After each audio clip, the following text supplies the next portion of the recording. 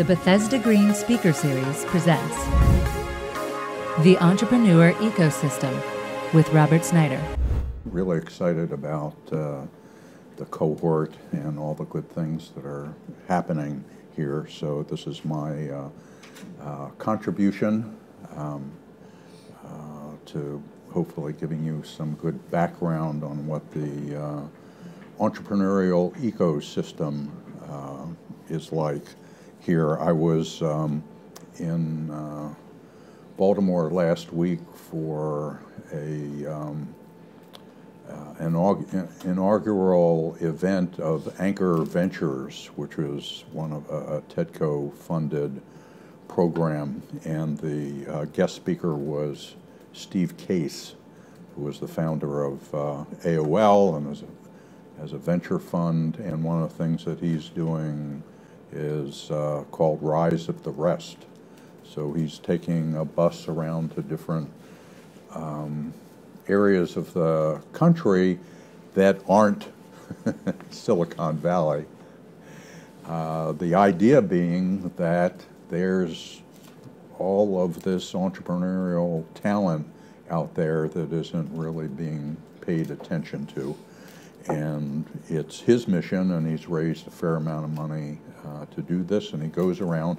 And I bring that up at the beginning here because one of the points that he was really making was that successful entrepreneurial areas develop an ecosystem, a community where people know each other, support each other, they knit together the different pieces of that entrepreneurial ecosystem, the entrepreneurs, the support services companies, sources of financing. They really, and they identify what are their strengths, and then they help build upon those strengths. So while he doesn't bring a lot of money to the table, part of what he's doing is trying to incentivize and leverage what he's doing to bring more of that ecosystem in those communities together. So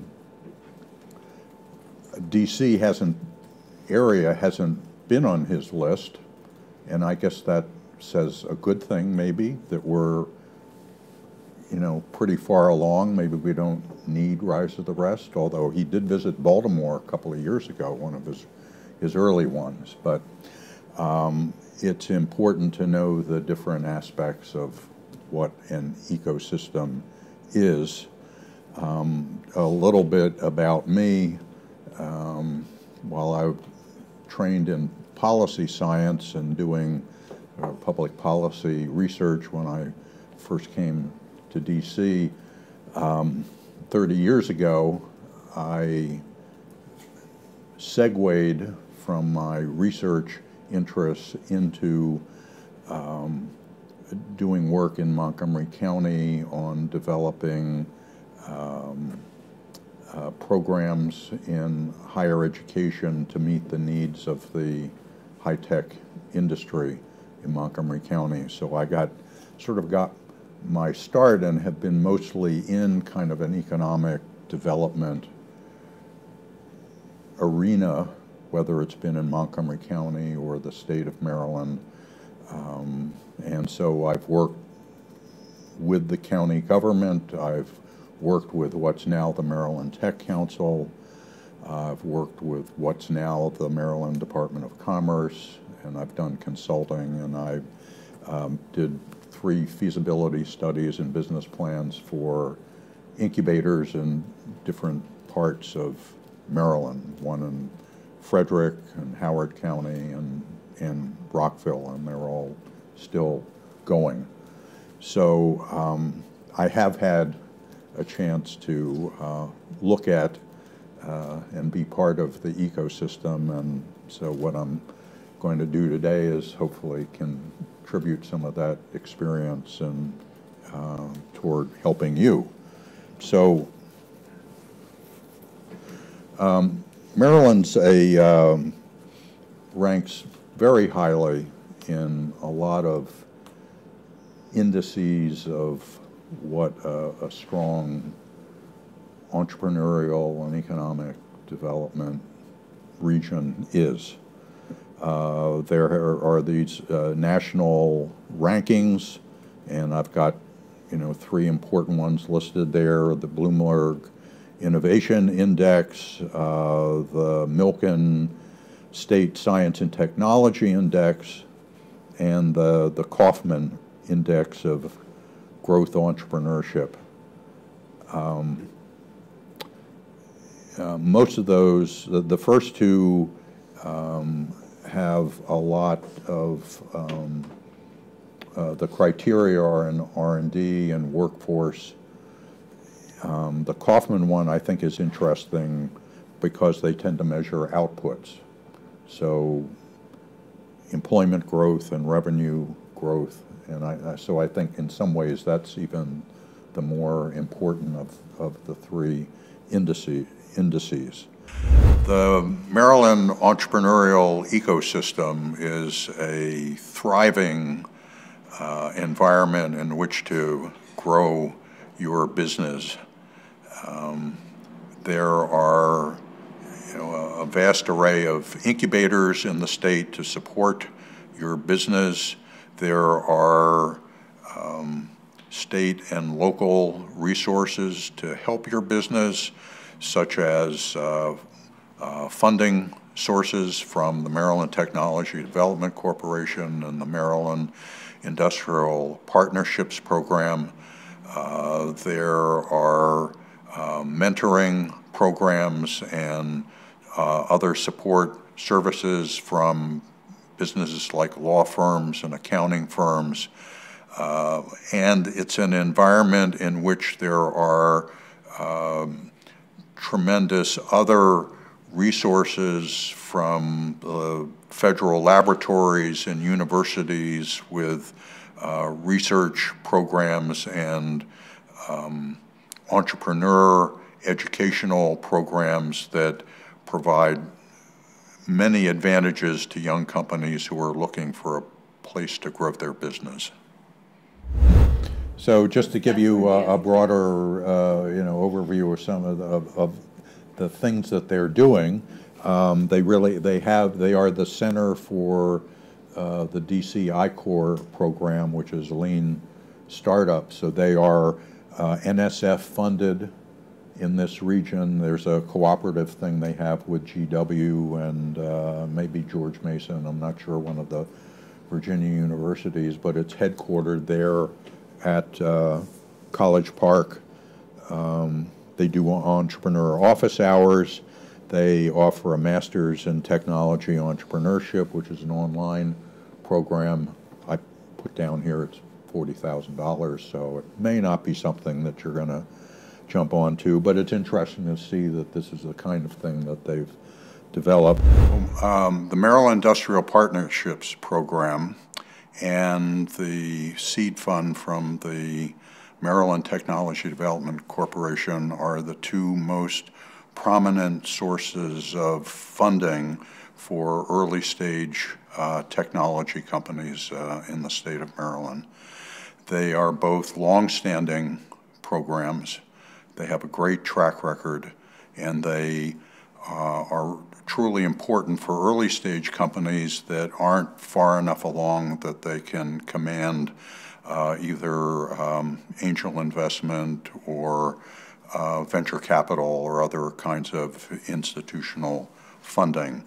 So the MIPS program, which is the Maryland Industrial Partnerships Program, is operated through the University System of Maryland. It's based at the University of Maryland, and it offers grants of up to $100,000 per project, and requires for early stage companies only $10,000 in matching support, plus some additional in-kind contributions from the companies.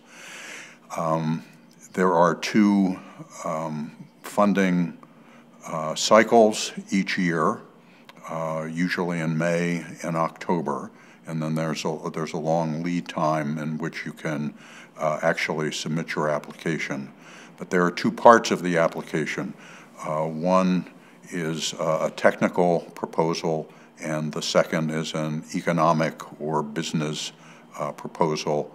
Each are judged in tandem, and then a composite evaluation is then presented to a review committee of TEDCO, who will make the final decisions. The first step is that the entrepreneur needs to find a university faculty person to partner with to do the actual research. And the research is done at University of System of Maryland laboratories. It's not done by the individual company in their labs. And so you identify the faculty person, and they develop with you a technical proposal, and that is then submitted to MIPS. And so there takes about 2 months for the final decision to be made, and then you're awarded the grant, which you can use to help commercialize the research and develop the technology to get your product to market. Just to cover a little bit about the incubator landscape in Maryland, a subject near and dear to my heart since I've sort of been in the business for a number of years, and for the last 4 years I've been the president of the Maryland Business Incubation Association. Stepping down in March.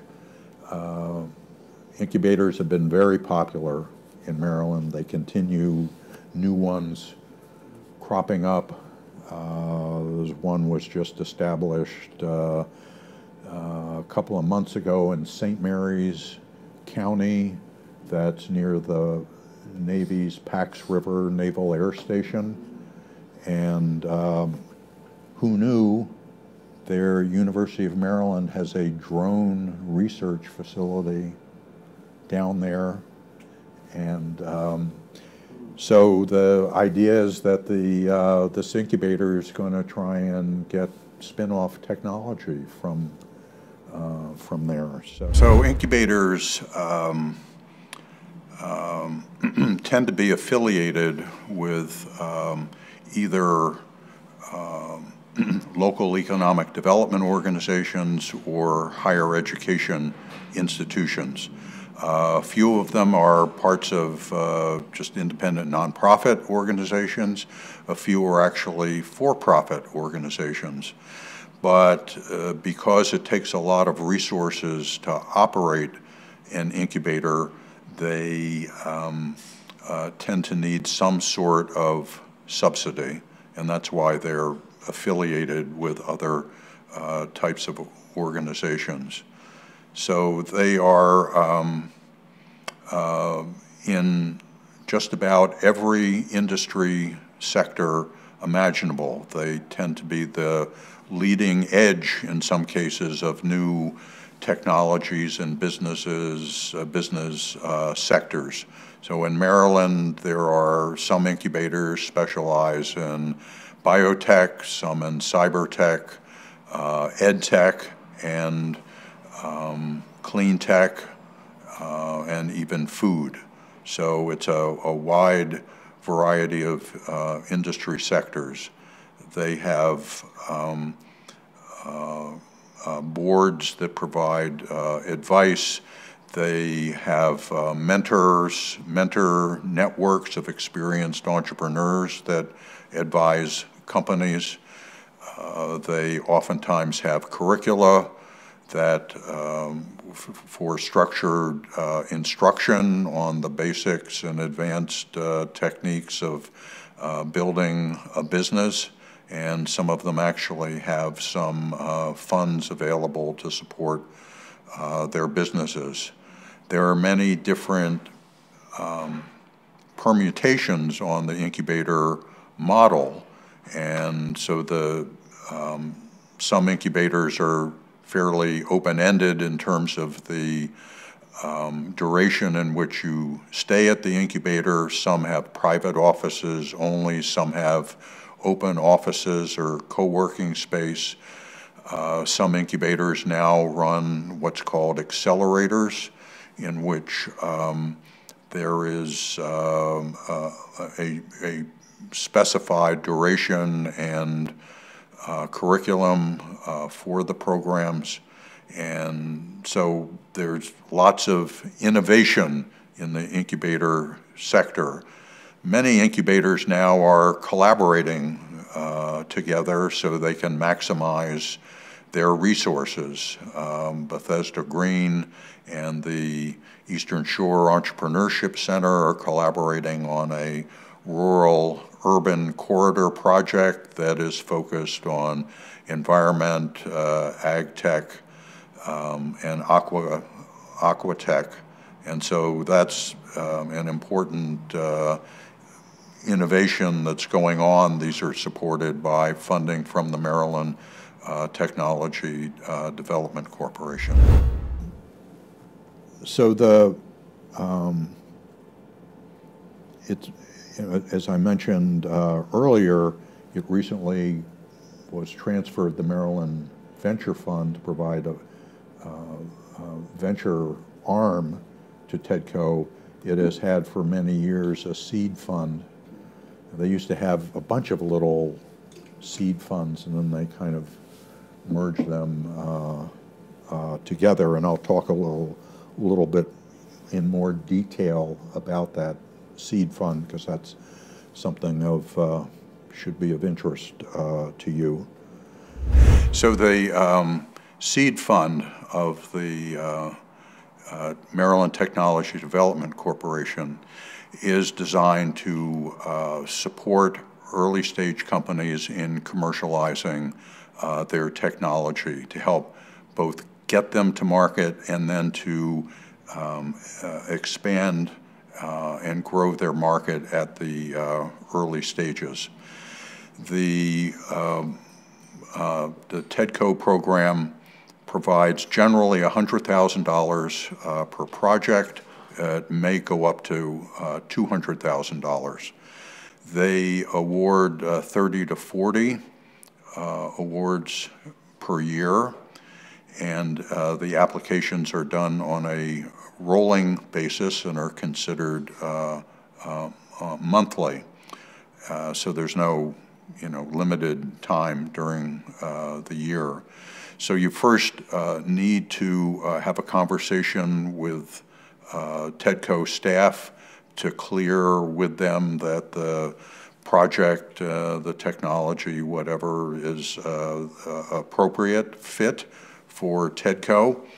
And then if they give you the go-ahead, you will then submit a longer, fuller submission for them. They make their awards in the form of either convertible notes or equity, and so there will be some form of repayment for the support that's given. So I put down listed, some of the funds I know that are around that are in the energy arena, but actually there's only one here that I think is of maybe some real relevance that I might recommend. Generate Capital is Jigger's fund, which I think is based in San Francisco, and it's an infrastructure. I think they even trademarked the term infrastructure as a service, but that's I think they're in a different ball game than what we are. Potomac Energy Fund, which is in Frederick, I don't think is active. I looked on the analysis, and I don't think they've been making. I think they had a fund, and it was probably completed, and I think at one point they were trying to raise an additional fund, but I don't think they've done it. And the Global Environment Fund, which is just down in Chevy Chase, I think does big infrastructure, international projects. I think they're a little bit more advanced, you know, than what. Yeah, I know a lot of people at that fund or have been through that fund, and it's pretty high level, but and the owner's a little particular. Yeah, yeah. So the other one is Arborview Capital, and I sort of knew about them for a number of years and thought they weren't particularly active, but then I just went on their website and I thought, whoa, this is pretty impressive. And they're big into social impact and gears ratings. They were rated Best for the World Fund and are an Impact Assets Top 50 fund. They do their own, you know, in the gears, and they get their own companies that are in their portfolio to go through gears. 2 of their companies are certified B Corps. They may be a little further, you know, up the pipeline for us. I think they do more in growth capital, but certainly seems a lot, you know, very relevant to us. So I thought I would give a little bit of an overview on angel investment. And I apologize, I'm running over. So angels fill a gap between friends and family and institutional investors, although frankly, if you're going to be doing kind of a formal deal with your friends and family and you're giving them equity, well, they in fact become angel investors. So angel investors are, as the name implies, angel are meant to describe individuals who perform a valuable function by supporting early stage companies in their need to get capital to grow their businesses. They are historically are just unaffiliated individuals, people of wealth who have money to invest in early stage companies. They can be individuals who are experienced as investors. They can be people who are experienced as entrepreneurs and have had success in building their own companies and being investors in obtaining investment. Or they can be simply individuals who may have accumulated wealth through other kinds of activities, even being doctors and lawyers and what have you. So one of the distinguishing characteristics to know about potential angels is whether they are sophisticated investors, meaning they have experience in running companies or doing other kinds of investments, or whether they're unsophisticated and therefore do not bring other kinds of value to the table. So one of the things you frequently look for in an investor is whether the expertise that they have, not just the money, but the expertise that they have, can be useful to you in growing your business. So, as I said, they could either be individuals unattached and who may have a loose group of friends that they may call on to co-invest with them, or increasingly, angels tend to aggregate into groups in which they help each other to make investment decisions. And in those cases, these clubs have a structure for considering investments, and they have staff who will help them do initial due diligence and do screening, and then these clubs will get together and they will hear pitches on a monthly basis, and the members of the club will then discuss the pros and cons of doing investments. Now, some of these angel groups will invest as groups. So in other words, they will make a group decision about whether and how much to invest. But other angel groups are simply there to help with the due diligence, and the investment is done strictly by the individuals themselves. So these angel groups also tend to have an interest in particular subject areas. So not surprisingly, people invest in areas in companies that they have some familiarity with, rather than just any old company, because you're obviously going to be more comfortable having some knowledge about the industry sector in which you're investing in. But sometimes you don't know. Sometimes you can go in there and you'll be,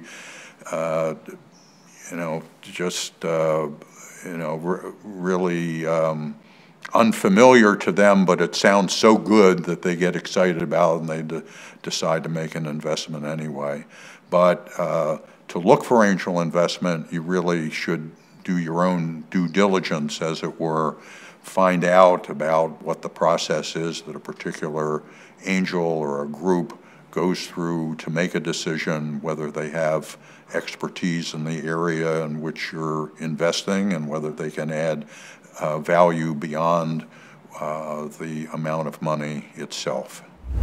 Any more? I hope this has been useful for you. Thank you. Very helpful.